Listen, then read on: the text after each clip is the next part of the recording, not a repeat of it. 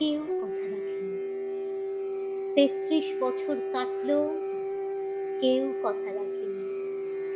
ছেলেবেলায় এক বৈষ্ণবী তার আগমনী গান হঠাৎ থামিয়ে বলেছিল, শুক্লা দ্বাদশীর দিন অন্তরাটুকু শুনিয়ে যাবে।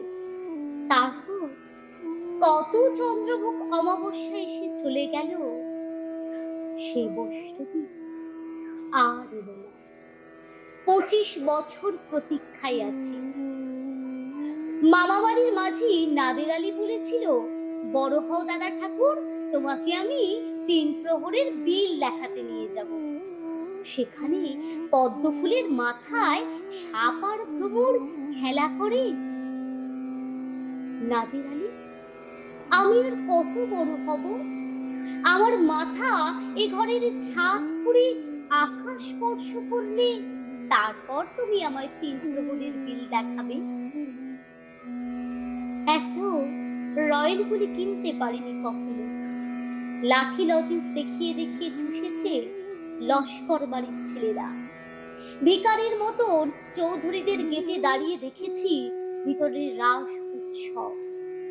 অবিরল রঙের ধারার মধ্যে সুবর্ণ কঙ্কুল পরা ফর্সা রমণীরা কত রকম আমোদে হেসেছে। আমার দিকে তারা ফিরেও চায়নি। বাবা একদিন বলেছিলেন, দেখিস একদিন আমরাও। বাবা এখন অন্ধ, আমাদের দেখা হয়নি কিছুই। সেই রয়েলগুলি, সেই লাঠি লজেন্স, সেই রাস উৎসব আমার কেউ ফিরিয়ে দেবে না।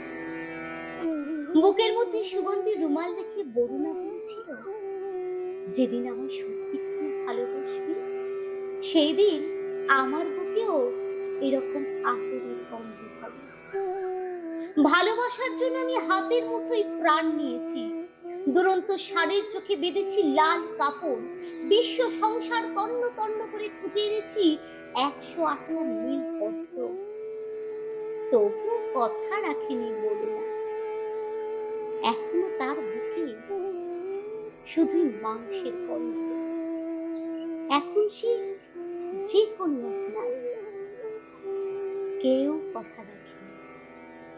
৩৩ বছর কাটলো, কেউ কথা রাখেনি, কেউ কথা রাখে।